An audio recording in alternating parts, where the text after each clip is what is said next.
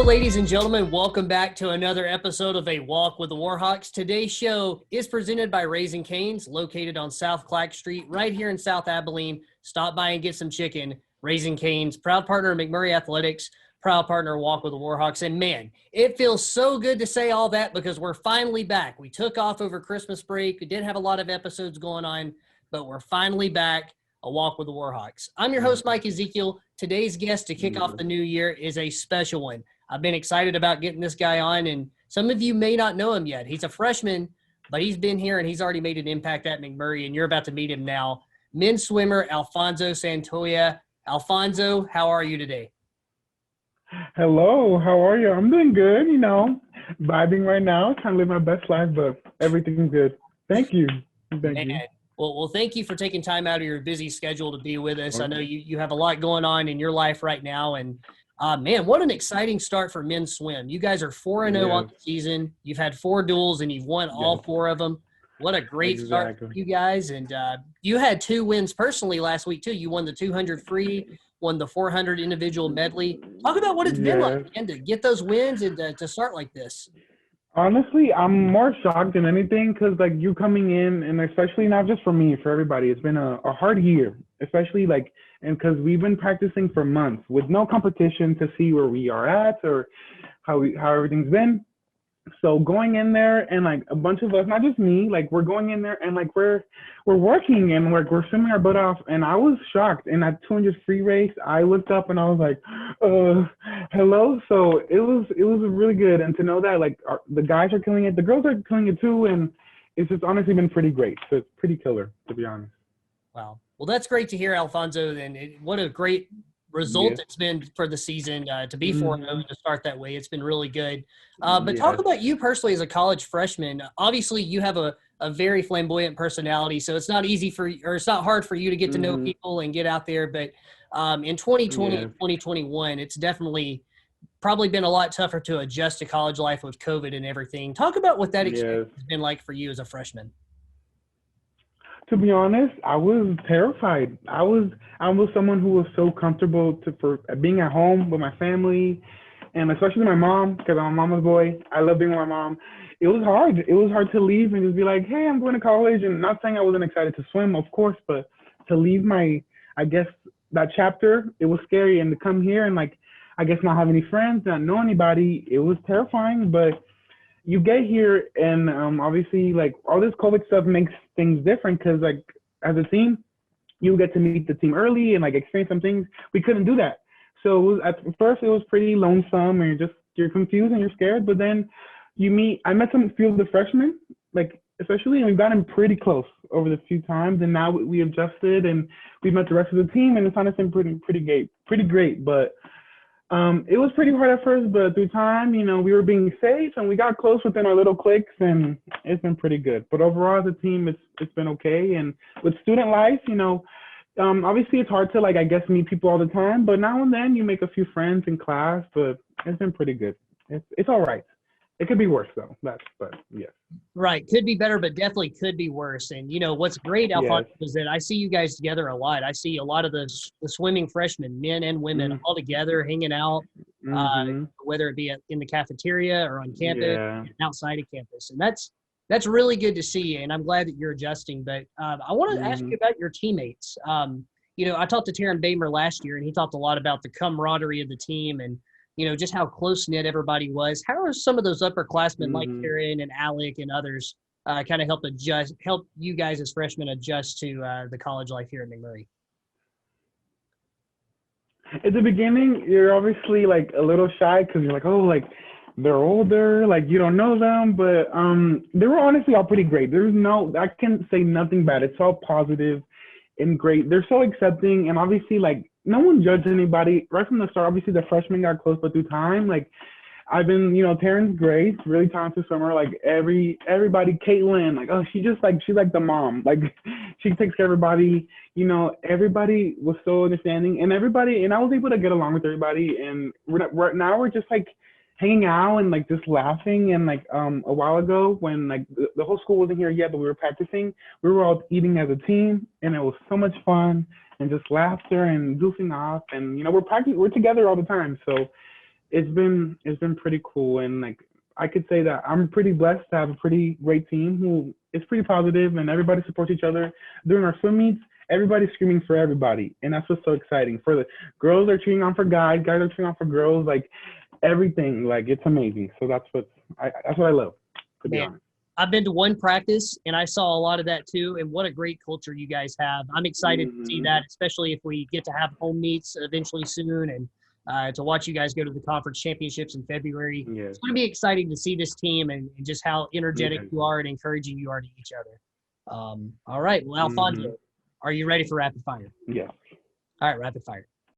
All right, Alfonso, it's time for rapid fire. And the first question I have for you right off the bat, just because I've heard this about you, you come to us from Cypress, Texas, but a lot of people say that you were born and raised somewhere else and you're very proud of that city. Tell us where you're from.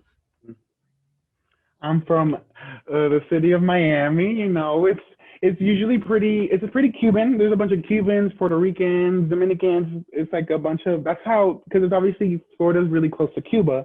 So usually that's where Cubans go to. But I was raised there. It's a lot. It's like the city's like alive. Like it's just like a lot. And I mean, I love my Cubans. Sometimes it can be a lot. I only have my family there and stuff, but I miss it. But honestly, I feel like I would rather live in Houston now, or like being in Texas. Like I love my Miami and I love being there, and the culture there, the food. Oof, I love that. But yeah, I love to say that I was glad in the beaches. Obviously, of course, you love the beaches in Miami Beach, West Palm Beach. We would go all the time to the hotels, all these fun things. But yeah, I love that city. I'm gonna go back soon. Hopefully, I haven't been going in a while because of all this pandemic stuff. But hopefully, we can go soon and visit my grandma and my grandparents and stuff. Sure, yeah. Sounds good. So it sounds like you still have family there. How do you feel about the sports teams in Miami? Oh, that's gonna be a hard question because I'm not one person where you ask me like, oh, who's playing, and I'm gonna be like, yes. Like I don't know too much about sports. Obviously, I remember Miami Heat, woo, when LeBron and Wade, all of them were there. But once he left, everybody left. Everybody was like, okay. So, me personally, I just never watched sports growing up. I guess that's my fault. I guess my family, we were just more like, I guess Cubans love baseball, so we would watch baseball, I think. But yeah, I don't know too much about that. That's my fault. I need to get more educated though, for sure. Hey, you do you, man. You got to pick your own hobbies. Yes. You know, it doesn't have to be Of sport. course. But as an athlete, course. are you a fan of swimming? Do you follow swimming, and do you have favorite swimmers? I've gotten into that a little bit. That's another thing. Like I have even watched like some, obviously, you know, like the famous swimmers like Caleb Dressel, Michael Phelps, of course everybody knows that, Katie Ledecky. They're amazing talented swimmers. It's insane what they do, but I've looked into it now and then, but not too much. But it's pretty insane what these people can do. It's insane. Yeah. It really is. It takes a really strong athlete to be a swimmer. And hey, speaking of that, I see what you guys do in the pool and practice and at swim meets, and I know that that's exhausting stuff. So I'm sure after it's over, you work up an appetite. So I got to ask you, when you're home, what's your favorite home cooked meal? Oh my God. I would love, like after a long day, I remember like I would ask my mom, us Cubans, not just Cubans, Hispanics, we love like fried plantains. So my mom would cook some fried plantains with some brown rice and black beans with some fried pork. Oh, that's my favorite. Oh my God. And like with sometimes we put bananas. It just depends. Like it's just amazing. That's what my favorite food is. It's just, we love our pork. Us Cubans, we love our pork and our with fried plantains and our rice. That's our favorite. You know, man, and listening to you talk about this Cuban pork, I've seen it in grocery stores in the frozen food section and things like that. But man, I've really wanted to try the real deal. So you might have to help me out with that. Yes, like fun fact, growing up in like Cuban parties, we would roast the pig. Like you know, you would make like a bedding and you would get obviously a pig, it's like dead. And then you roast it for like 7-8 hours, like just someone sitting there roasting the pig. You take turns, and we won't be eating till like 10 p.m., 12 a.m. in the morning. But it's really good and it's nice and crispy. Oh yes, that's the best feeling. The whole family just sits there, and that pig is gone, by the way, by the end. But yes, it's pretty great. I need to invite you to one of the Cuban parties one day, okay? I would very much appreciate it. I would love to just see that, and plus just the camaraderie of being around each other while that thing is roasting. That just sounds amazing. So. Man, what a cool story there, and what a cool tradition. Speaking of traditions and speaking of things that you probably like to do, I hear a lot of things about some hobbies that you have. Some say that you might be TikTok famous. Tell me some of your favorite hobbies. Well, I don't know about TikTok famous, but yes, I'm someone who with my friends, like I feel like that's just the best part, like hobbies, like just learning these dumb, silly dances and just having a blast. And like I like to dance, so that'll be fun. I also love to paint and draw. Like I like to paint now and then. It helps me like relax a little bit, and I feel like I'm pretty good at it. And then also I like to like now and then listen to my podcast and just jam out with some music and just honestly just like hang out with my friends and do all these fun things together, you know, just like dance, be done with TikTok, and just that's my favorite part. So yeah, I don't know about TikTok famous, but one day, hopefully, I'll move to California and I'm kidding, no, never. But I'm just being. You might be on the way, man. Who knows? We'll see what happens in the next years. But, yeah, exactly. I got to ask you, for at least the next 4 years while you're here in Abilene, hopefully, what's your favorite thing about McMurry? Oh, that's a really good question. Honestly, it's just like you got here. Like I remember the day I moved in, like I was nervous, obviously leaving my family.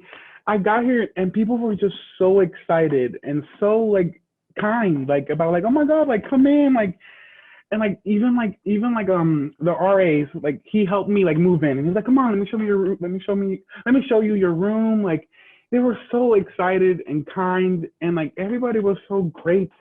Like the what is it called, like the faculty too, and like especially like the teachers, like they help you one-on-one, like they care about your education and they help you one-on-one. And I'm someone who takes time, like when it comes to learning, I like that one-on-one help because usually I don't get it as much as others, but everybody's so patient and kind. And I think that's my favorite part, how like genuine and kind everybody is here. Like the environment's really safe and positive, and that's what I like. You know, in a COVID-19 pandemic, I feel like a lot of people have to show a lot of grace, and McMurry University, the people of this great university, do that on a daily basis, and you see that and how much they care about the students. Yeah. And I feel like that's obvious. Sure. And I think in return, I feel like the students really care about this place and care about the people. And I see that from you, and I see that from a lot of people here. So Alfonso, thank you for saying that, and thank you again for taking time to join the show. No, thank you. This was a great experience. Thank you so much. All right, man. Well, I had a good time. And ladies and gentlemen, we invite you to tune in next week for another episode of A Walk with the Warhawks. For Alfonso Santoya, I'm Mike Ezekiel. Have a great day.